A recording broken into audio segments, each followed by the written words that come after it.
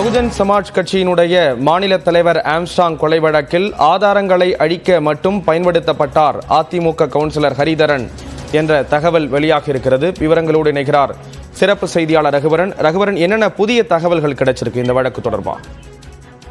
Armstrong கொலை வழக்கில் அதாவது சம்பவத்தை அரங்கேற்றிய கொலை குற்றவாளிகள் கைது செய்யப்பட்டாலும் அதற்கான ஆதாரங்களை சேகரிக்கும் பணியானது காவல்துறைக்கு ஒரு முக்கியமான சவாலாக இருக்கிறது. ஏனென்றால் கொலை குற்றவாளிகள் பயன்படுத்திய செல்போன் ஆதாரங்கள் இந்த வழக்கில் முக்கியம்.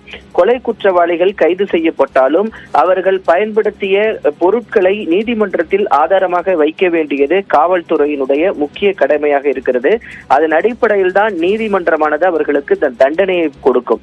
அதனால கொலை குற்றவாளிகள் பயன்படுத்திய இந்த செல்போன் ஆதாரங்கள் இதில் முக்கியமாக பார்க்கப்படுகிறது.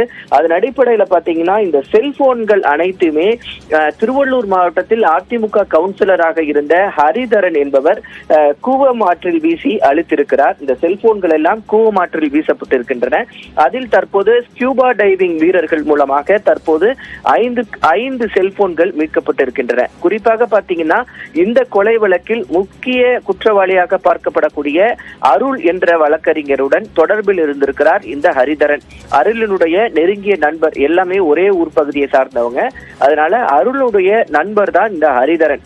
கொலை சம்பவத்தை அரங்கேற்றிய பிறகு இந்த அருள் ஹரிதரனிடம் இந்த செல்போன்களில் எல்லாம் ஒப்படைத்து இவற்றை அழித்து, அதாவது சில செல்போன்கள் உடைக்கப்பட்டிருக்கின்றன, சில செல்போன்கள் எரிக்கப்பட்டிருக்கின்றன, பாதி எரிக்கப்பட்டிருக்கு. இந்த செல்போன் உதிரி பாகங்கள் அனைத்துமே என்ன பண்ணிருக்காங்க, இந்த திருவள்ளூர் மாவட்டத்தில் இருக்கக்கூடிய கூவமாற்றில் வீசி சென்றிருக்கிறார்கள் இந்த ஹரிதரன். அதனால இந்த அருளிடம் நடத்திய விசாரணையில தான் இந்த ஹரிதரனுடைய லிங்க் போலீசாருக்கு தெரிய வருது. அதனால நேற்று இந்த ஹரிதரனை கைது செய்த போலீசார் ஹரிதரன் கொடுத்த வாக்குமூலத்தின் அடிப்படையில தற்போது எந்தெந்த இடங்கள்ல இந்த செல்போன்கள் ஆற்றில் வீசப்பட்டது, அந்த ஆற்றில் இருக்கக்கூடிய இந்த விவரங்கள் எல்லாம் போலீசார் தற்போது எடுத்திருக்கிறாங்க.